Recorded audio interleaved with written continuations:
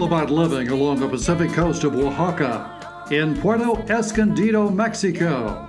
From Terry Gusto in this video interview with expats in Mexico. So how are things in Puerto Escondido this morning? Well, they're wonderful. There's no clouds, and I can see the ocean right over the top of my computer. So life is good. That's an ideal situation, isn't it? Yeah, it is. It took a while to get to that, but I've got what I wanted. That's what everybody wants. Yeah, I would hope so. Just hopefully not all in one place. All right. What's the number one thing that attracted you to Puerto Escondido? Boy, I don't know if there was a number one thing or not. We liked we liked the property that we found. We liked the basic ease that we could come down here. We really lucked out in the beginning with meeting a really solid group of expats that, pulled no punches and really showed us around and explained the ins and outs. And then visually, Porto is Zicatela Beach here in Porto is one of the top 10 rated surfing beaches in the world. So with that in mind, it helps fulfill one of our kind of what we were looking for, and that was sort of an some international flow to where we were. So you have surfers of all ages coming from all over the world to surf here year round. You also had a 60-boat Ponga fishing fleet here. So you've got fresh seafood and fishermen coming from a lot of places to fish here. The mean temperature we found out was 85 and the water's around 80. So I haven't worn a pair of jeans down here ever. And my wardrobe, is bathing suits, shorts, and T-shirts. So good with that.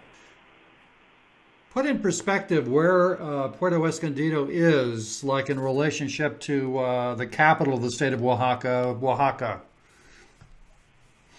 Well, so I'll give you three points of interest. Right now, by road, it's the 6 to 8 hour drive through the mountains to Oaxaca, but there's a new highway that's almost finished being built. We'll cut that driving time to a little over 2 hours, which will be absolutely great for the economies of both Oaxaca and Puerto Escondido and also Huaytuco. And I'm an hour and a half north of Huaytuco driving time, and I'm about 6 hours driving time south of Acapulco. And how large is Puerto Escondido? How many people live there? Just a village, or is it larger? No, we're around 60,000 people spread out over the boundaries of Puerto Escondido. Is it mainly fishing and agriculture? Basically, fishing, agriculture, tourism, and small industry within for the town. I mean, I think we have 12 stoplights, in town. My road up to my house is partly paved, but the main road up to my house is dirt, and you still have that around town. I like to compare Porto to where maybe, let's say Acapulco or Puerto Vallarta were, 30 or 40 years ago. Still one of the for me here, the Mercado is huge. It's a city block by a city block. So, I get my fruits and veggies there, and farmers come in on Wednesdays and Fridays with their pickup trucks and trucks of fresh fruits and veggies. So, it's still cost me less than $25 to buy all my fruits and veggies for a week.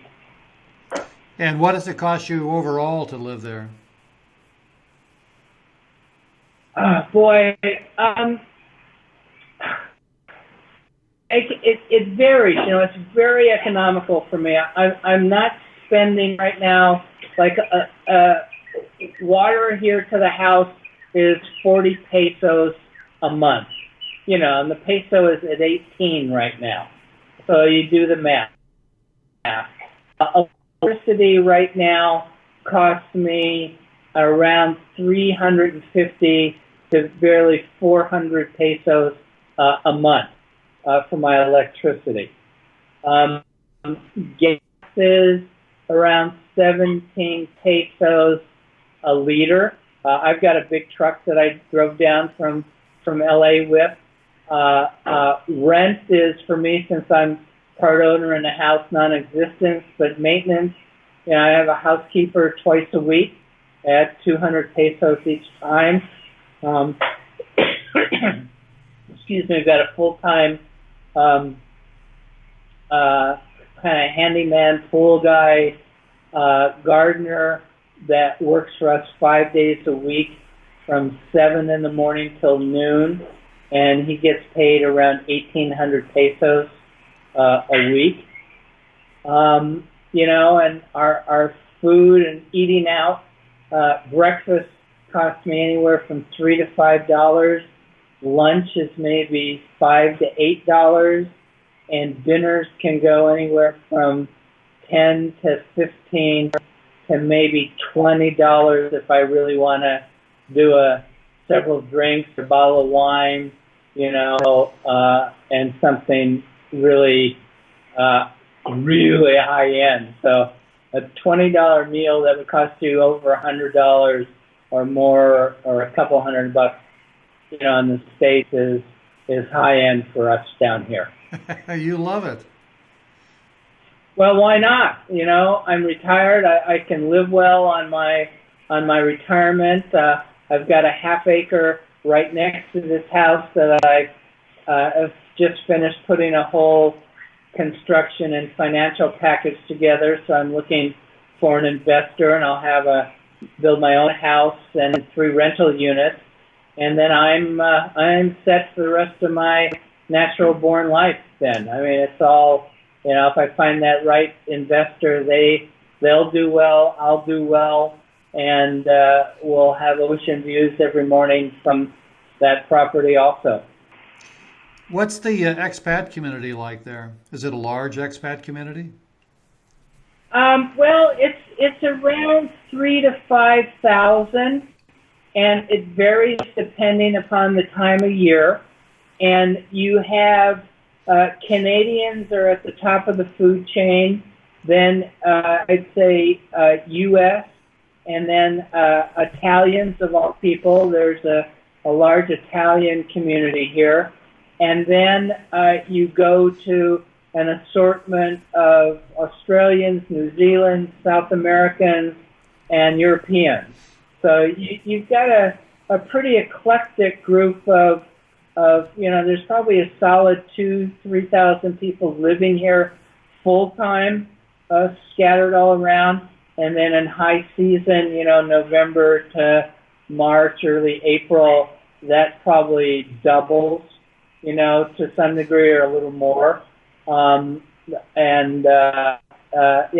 our expat. I don't know what this new road will make a big difference from Oaxaca to here, because people in Oaxaca will be able to, cut out on a Friday and come to Porto or down to Huaytuco for a nice beach weekend and getaway. And when people come to Porto now, instead of making that, it's a very windy, mountainous, 2-lane, scary drive.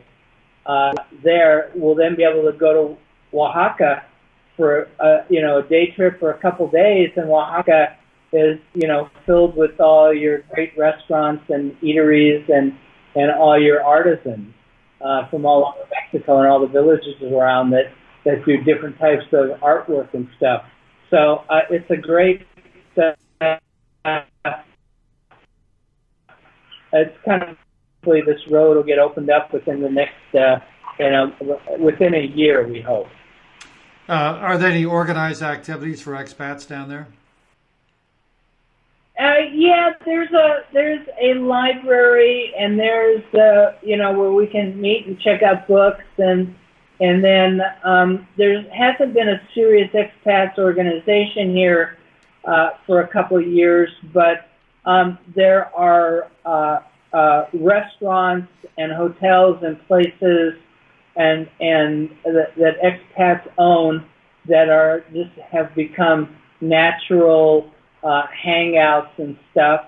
And on Tom's app, which is a website, people can stay in touch and post things on what's going on in the expat community here. So I think that's kind of how people like it here. It's very expat and tourist friendly place. I have really not experienced any real negative expat feelings here. Basically they want us to build and live and employ and spend and enjoy life here. And that's why living here is so great, because it's not like, Puerto Vallarta or Acapulco or Cancun, where the economy is attached to the big tourism, so prices reflect that. In this town, everything's geared to the locals. So I'm a local. I'm not paying some outrageous price I'm paying what the guy down, a few streets over and his family are paying for electric and food and services, which makes this such a great place to live for me on a bit of a fixed income. Well, you drew a very important difference. Those areas like Cancun and Puerto Vallarta, which are major tourist centers, you often pay much higher prices than you pay in inland cities. But what you're telling us is that you can have all the advantages of living in a beautiful beach area, but still live cost effectively, if you will, much the same as the inland, more colonial cities. Where can you fly to from the local airport? Pretty much anywhere. Everything flies to right into Mexico City, and then we branch out to anywhere we want from there. There's some direct flights to Oaxaca and to a few other Mexican cities, but if I want to do any kind of major travel, it's an hour and 10 minutes flight, a couple times a day, 3 times a day, I believe now, right into Mexico City, and then I'm off to anywhere I want to go, including Cuba. What type of aircraft do they fly out of there? Are they 737s or are they smaller planes? All of the above, 737s, and there's one prop that flies out of here. Everything else are jets, small jets. So what is the best thing you really love about living down there in Puerto Escondido?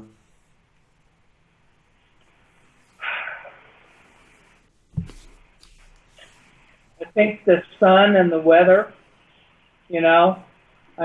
people and affordability for a retired person comes next.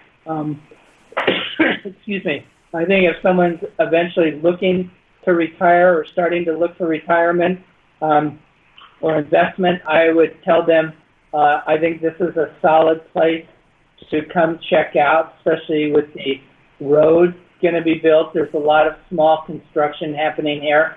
People are building rental properties right now, and a couple large hotels. The first ones we really have are being built at each end of the beach. They're 9 stories tall, so that's a huge hotel for us.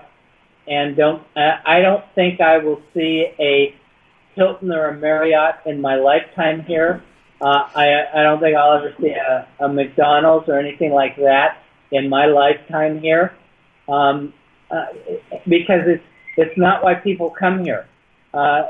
They come here to get away, have a great vacation, not be touristy out, great shopping actually, and some, I hate to say this because it attracts people, but we have some great food here.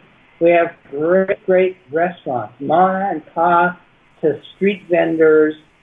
We have great food down here. Terry, you sound like you have a wonderful life. We thank you so much for sharing it with us today. Well, thanks for inviting me. Hopefully if people get interested, they'll give me a buzz if they're going to want to come down here. I'll be more than happy to help them out and set them up or do whatever it takes to see they have a great time down here. Muchas gracias, Terry. Hasta luego. Have a great day.